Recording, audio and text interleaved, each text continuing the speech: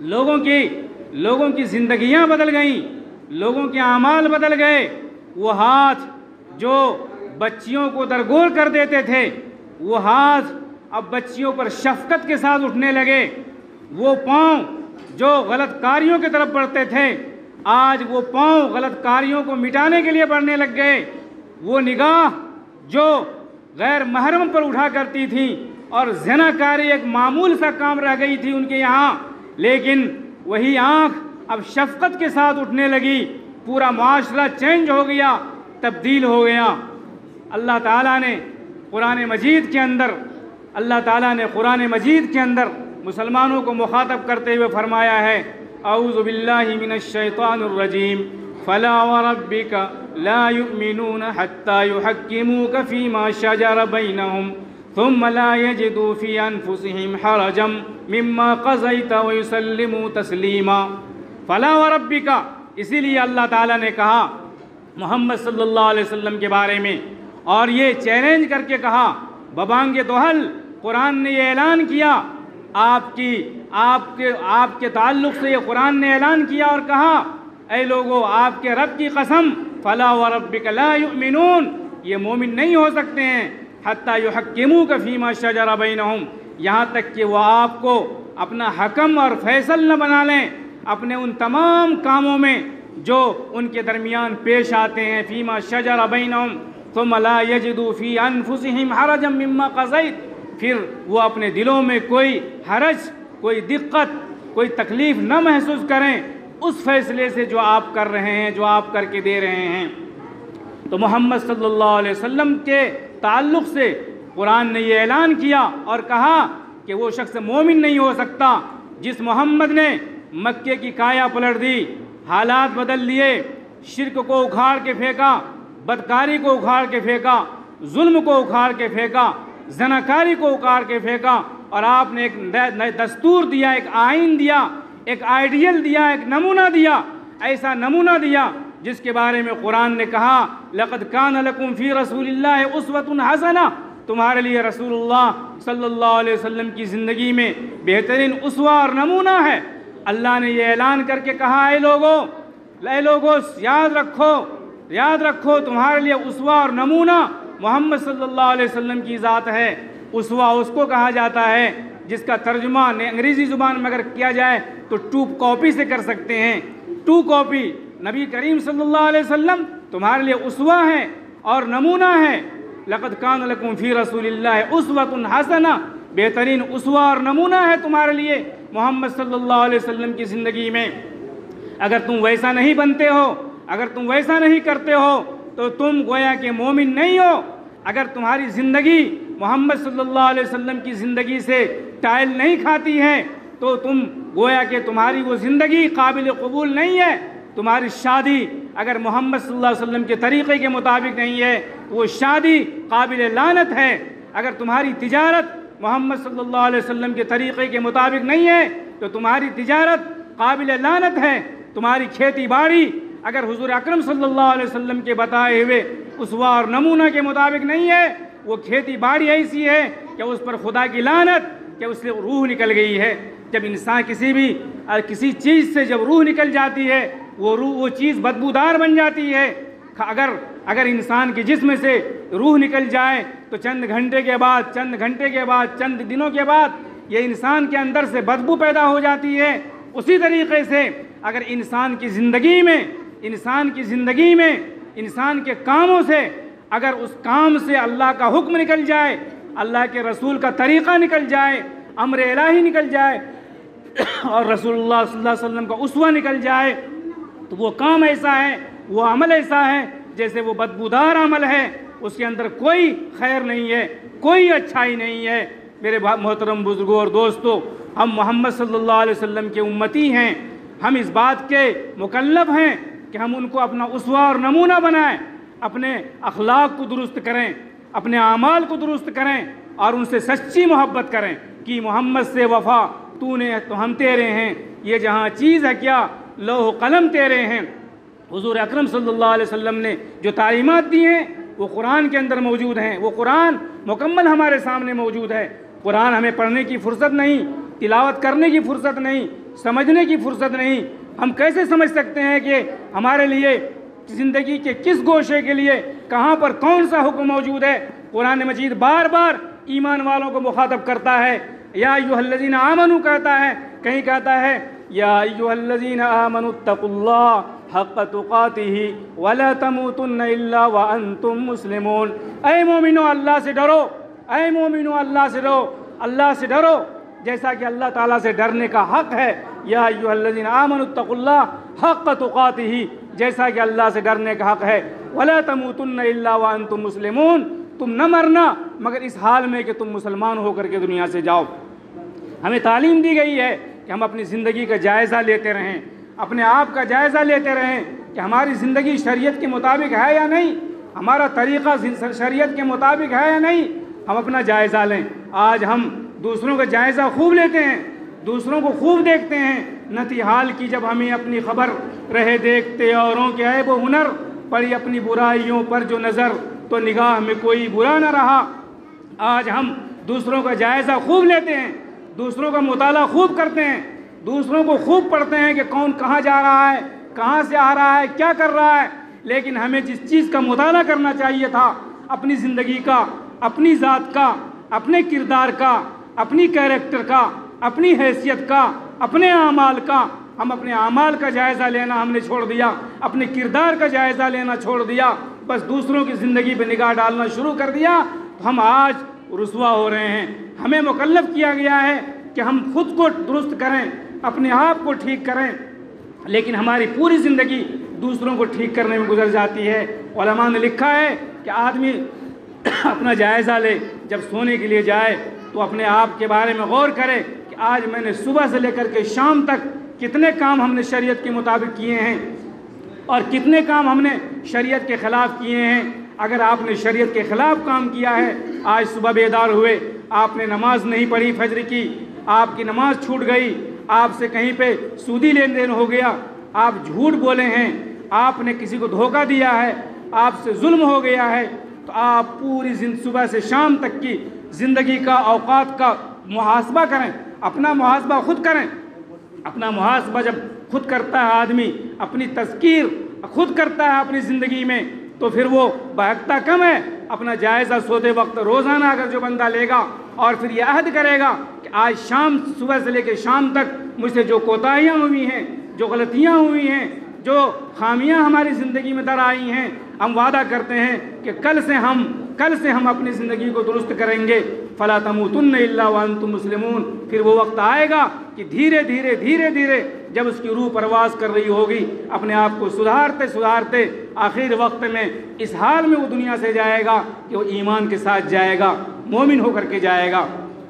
ہم اللہ تعالیٰ کے سے اور اللہ کے رسول صلی اللہ علیہ وسلم سے محبت کرتے ہیں، یقیناً محبت کرنا چاہیے۔ قرآن نے محبت کرنے کا حکم دیا ہے، خود حضور اکرم صلی اللہ علیہ وسلم نے فرمایا لا یؤمن احدکم حتی اکون احب الیہ، تم میں سے کوئی شخص مومن نہیں ہو سکتا ہے یہاں تک کہ میں اس کے نزدیک احب بن جاؤں۔ احب کا ترجمہ علماء نے لکھا ہے حتی اکون محبوبا لدی، یہاں تک کہ میں اس کے نزدیک محبوب ترین بن جاؤں، ہر چیز سے، اس کے اولاد سے، اس کے باپ سے، اس کی ماں سے، بعض روایت میں مما سواہما، ان دونوں کے علاوہ جتنی چیزیں ہیں ان سب کے مقابلے میں، یعنی مال سے، دولت سے، زمین سے، جائیداد سے، بینک بیلنس سے، ہر چیز سے زیادہ محبت حضور اکرم صلی اللہ علیہ وسلم کی ذات سے ہونی چاہیے۔ محبت کس کو کہتے ہیں؟ محبت کیسی محبت ہونی چاہیے؟ یہ محبت کیا واقع بس اس لیے ہے کہ ہم خوب نعت پڑھیں، خوب محبت کو گنگنائیں، خوب زبان سے کہیں اور لب پہ دعویٰ عشق نبی کا، دل میں مگر بریانی ہے، جو کسی منچلا شاعر نے کہا تھا۔ ایسی محبت تو نہیں ہے، بس نام کی محبت، بس زبانی محبت، یہ محبت اس کو نہیں کہتے ہیں۔ محبت سے مراد علماء نے، محدثین نے جو لکھا ہے وہ یہ ہے کہ محبت کی دو قسمیں ہوتی ہیں، ایک محبت طبعی ہوتی ہے، ایک محبت عقلی ہوتی ہے، ایک محبت ایمانی ہوتی ہے۔ طبعی محبت انسان کو اپنے بچے سے ہوتی ہے، طبعی محبت انسان کو اپنی بیوی سے ہوتی ہے، طبعی محبت انسان کو اپنے مال و دولت سے ہوتی ہے، اور طبعی محبت کبھی پیچھے رہ جاتی ہے، بسا اوقات اپنی جان بچانے کے لیے انسان اپنے بچے کو قربان کر دیتا ہے، اپنی جان بچانے کے لیے اپنی بیوی کو قربان کر دیتا ہے۔ یہ محبت طبعی ہے، انسان فطری طور پر اس بات کے اوپر مجبور ہے کہ وہ سب سے زیادہ محبت وہ اپنی جان سے کرے، اپنی جان سے کرے، اپنے نفس سے کرے۔ انسان مجبور ہے، یہ محبت فطری کہلاتی ہے، یہ فطری محبت مراد نہیں ہے۔ بعض علماء نے لکھا ہے کہ یہاں پر محبت سے مراد عقلی محبت ہے۔ عقلی محبت کا مطلب یہ ہے، جیسے مثال کے طور پر علماء نے سمجھایا ہے کہ عقلی محبت یہ ہے، جیسے ایک آدمی بیمار ہوتا ہے، اس کو بخار لگ گیا، اس کے پیٹ میں درد ہے، ڈاکٹر نے دوا دیا اور طبیعت چاہتی ہے کہ ہم دوا نہ استعمال کریں، دوا نہ لیں، بخار کی حالت ہے، دوا لینے کی طاقت نہیں ہو رہی ہے، دوا لینے کی طبیعت نہیں ہو رہی ہے اور کچھ کھانے کی طبیعت نہیں ہو رہی ہے۔ ڈاکٹر نے کہہ دیا ہے کہ کچھ کھانا پڑے گا، آپ کو دوا لینی پڑے گی، تو عقل یہ کہتی ہے کہ نہیں، سمجھاتی ہے عقل انسان کو، اگر تم دوا نہیں لوگے تو مر جاؤ گے، دوا لینی پڑے گی، دوا لینے سے تم شفا یاب ہو جاؤ گے، دوا لینے سے تم شفا یاب ہو جاؤ گے۔ یہ عقل انسان کو سمجھاتی ہے، اس عقل کے کہنے کی بنیاد پر وہ دوا لیتا ہے، وہ پھر وہ ٹھیک ہو جاتا ہے۔ تو یہ عقل انسان کو اس بات پہ ابھارتی ہے کہ کس چیز میں فائدہ ہے، کس چیز میں نقصان ہے۔ اسی لیے علماء نے لکھا ہے کہ الحب العقلی الناشی عن الایمان، وہ عقلی محبت جو ایمان سے پیدا ہونے والی ہو، ایمانی محبت ہو، عقلی محبت ہو۔ یہ محبت مراد ہے کہ آج آپ کو آپ کے سامنے تقاضا آ جائے آپ کی بیوی کا، آپ کے سامنے تقاضا آ جائے آپ کے بچے کا، آپ کے سامنے تقاضا آ جائے، دنیاوی تقاضے آ جائیں، لیکن ایک طرف تقاضا آ جائے اللہ کا، اللہ کے رسول صلی اللہ علیہ وسلم کا، تو عقل کہتی ہے، ایمان کہتا ہے کہ بھائی ایسے وقت میں محمد صلی اللہ علیہ وسلم کی بات کو ماننا، قرآن کی بات کو ماننا، یہ سب سے بڑی عقل مندی ہے اور سب سے بڑا کام ہے، اسی میں کامیابی ہے۔ دنیا میں تھوڑی دیر کے لیے ذلیل ہو جائیں گے، دنیا میں تھوڑی دیر کے لیے ہمیں پریشانی اٹھانی پڑے گی، لیکن ہمیشہ کی زندگی میں کامیابی ہونے والی ہے، کامیابی ملنے والی ہے، وہ آخرت کی کامیابی ہے۔ اس کے بعد انسان پھر اس راستہ کو اختیار کرتا ہے جو راستہ اللہ کا بتایا ہوا ہے، جو راستہ رسول اللہ کا بتایا ہوا ہے۔ میرے بھائیوں اور دوستوں، تو ایسی محبت ایسی کہ جب انسان اذان سنے تو ایسے وقت میں بستر کانٹے کی طرح سے چبھنے لگ جائے، بستر کانٹے کی طرح سے چبھنے لگ جائے، بیدار ہو جائے، اور وہ بستر وہ محبت بیدار کر دے، اور محبت پکار کے کہے کہ اٹھ جاؤ، اللہ کی پکار تمہارے کانوں سے ٹکرا رہی ہے، اللہ کی صدا تمہارے کانوں سے ٹکرا رہی ہے، اٹھ جاؤ، مسجد جاؤ۔ جب سود لینے کا وقت آ رہا ہو، ایسے وقت میں کان سے یہ صدا ٹکرا رہی ہو کہ سود لینا یہ اللہ سے جنگ کرنے کے مترادف ہے، پھر وہ سود چھوڑ دیتا ہے اور عقل کا ساتھ دیتا ہے، اور وہ فطری محبت کا ساتھ نہیں دیتا، وہ ایمانی محبت کا ساتھ دیتا ہے، وہ عقلی محبت کا ساتھ دیتا ہے، سود کو چھوڑ دیتا ہے۔ اور ایسے وقت میں جب کہ زنا کی طرف تقاضا ہو، نفسانی خواہشات کو پوری کرنے کا پورا موقع ہو، طبیعت ادھر مائل ہو، طبیعت ادھر آمادہ کر رہی ہو، لیکن عقل اور ایمان اس کو مجبور کر دے کہ چھوڑو ان کو، اس میں ناکامی ہے، دوزخ ہے، جہنم ہے، سانپ ہیں، بچھو ہیں، آگ ہیں، قبر کے اندر تاریک راتیں ہیں، چھوڑو، اللہ ناراض ہو جائے گا۔ پھر وہ عقل کا ساتھ دیتا ہے، ایمان کا ساتھ دیتا ہے، پھر وہ ادھر منتقل ہو جاتا ہے۔ میرے بھائیوں اور دوستو، یہ مومن ہے۔ محبت کہتے کس کو ہیں؟ محبت سب بولتے ہیں، یہ محبت ہم کو خوب محبت ہے، ہم بھی کہتے ہیں کہ فلاں سے محبت ہے، فلاں کو فلاں سے محبت ہو گئی ہے، فلاں سے فلاں کو عشق ہو گیا ہے۔ یہ محبت کہتے کس کو ہیں؟ ملا علی قاری رحمۃ اللہ علیہ نے، جو بڑے محدث ہیں، اور اپنی کتاب مرقات کے اندر، مرقات المفاتیح جو ان کی بہت ہی مشہور ترین کتاب ہے، اور مشکات شریف کی شرح میں بہت ہی معتبر شرح مانی گئی ہے۔ بعد کے جتنے شراح نے مشکات کی شرح لکھی ہے، الحمدللہ مشکات کی جتنی شروحات اردو اور عربی میں لکھی گئی ہیں، دیکھنے کا اللہ کے فضل سے موقع ملا، لیکن ملا علی قاری رحمۃ اللہ علیہ کی جو شرح ہے، تمام شروحات اسی کا چربہ ہے اور اسی سے ماخوذ ہے، چاہے الفاظ بدلے ہوئے ہوں، تعبیر بدلے ہوئے ہوں، لیکن ماخوذ بہرحال وہیں سے ہے۔ ملا علی قاری رحمۃ اللہ علیہ نے فرمایا کہ محبت کہتے ہیں کس کو ہیں، محبت کی تعریف انہوں نے کی ہے، المحبہ الصحیحہ التی لا تزید علی العطاء ولا تنقص من الجفا، یہ محبت ہے۔ محبت کس کو کہتے ہیں؟ المحبہ التی لا تزید علی العطاء، محبت اس کو کہتے ہیں جو دینے پر نہ بڑھے اور لے لینے پر نہ گھٹے۔ آج ہمارا حال یہ ہے